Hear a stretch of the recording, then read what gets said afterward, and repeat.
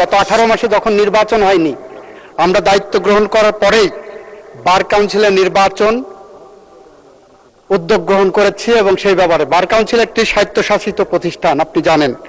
তারা স্বকীয়ভাবে স্বাধীনভাবে সিদ্ধান্ত নেন। মাননীয় স্পিকার, বার কাউন্সিলের উনি যে কথাটা বললেন জ্বালানি মন্ত্রণালয়কে টেনে এনে শুধুমাত্র একটা কারণে, সেই প্রেস রিলিজ আমিও পড়েছি, আমার নোটিশও এসেছে।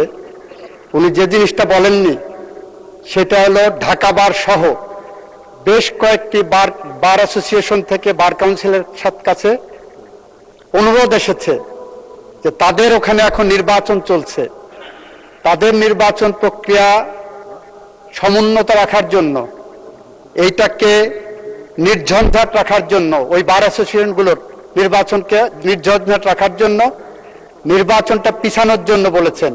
এবং বার কাউন্সিল একটি সংবিধিবদ্ধ সংস্থা হিসাবে বিভিন্ন বার অ্যাসোসিয়েশনের সেই অনুরোধটাও রক্ষা করেছেন। ফলে এই পার্টটা কিন্তু উনি বলেননি। আইনজীবীদের দাবি ছিল বিভিন্ন বার অ্যাসোসিয়েশন, ঢাকা বার হলো বলা হয় এশিয়ার মধ্যে সবচেয়ে বৃহত্তর বার, যেখানে 22,000-এর উপরে লয়া আছে।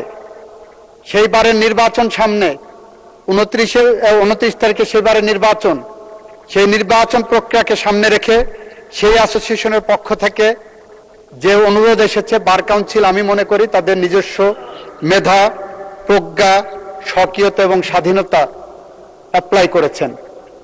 সেই কারণে সেখানে আমরা কোনো হস্তক্ষেপ করিনি।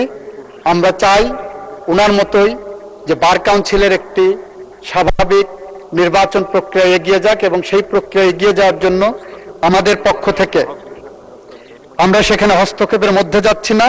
আমরাও চাই, ওনার মতোই চাই, বার কাউন্সিল স্বাধীনভাবে সিদ্ধান্ত নিয়ে তারা ব্যবস্থা গ্রহণ করবেন। খবরের কাগজ, নিখাত, নির্ভীক, নিরপেক্ষ।